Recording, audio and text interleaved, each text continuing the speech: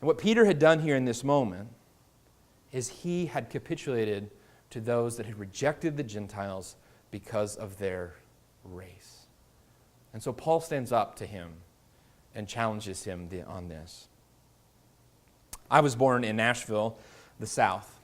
However, before my parents moved to Nashville, my father lived in Columbus. He was originally from North Carolina, but lived in Columbus, Ohio, in the city. And my mother lived in Norfolk, Virginia. My mother had a very close friend who was a woman of color and the maid of honor in her wedding. Someone that I saw regularly when I was a child was this close friend, and we spent time with her at church and outside of church regularly until she moved out of the States to do mission work. When I was 12, my father was transferred with Delta, and so we moved from Nashville to Virginia Beach, Virginia, where we attended Gateway Church, and there was an incredible amount of diversity in the congregation, and there were African Americans that served on the deacon board. It was not unusual for a person of color to serve as a Sunday school teacher or some other ministry leader. So as a child and then as a teenager growing up, I never really considered diversity in the church as an issue.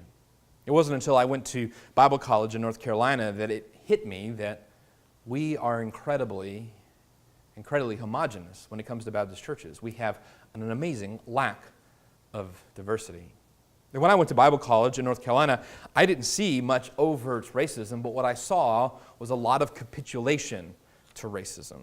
I saw people shrugging racism off as that's just the way it is down here in the South, or it's a generational thing, or that's just the way that our grandparents were raised.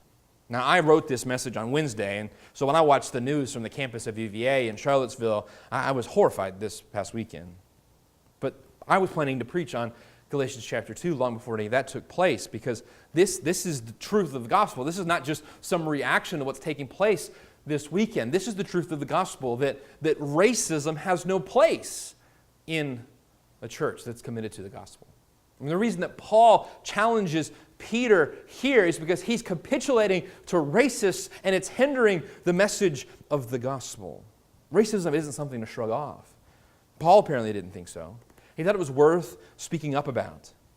And Paul spoke up about any sin. And he spoke up about this sin.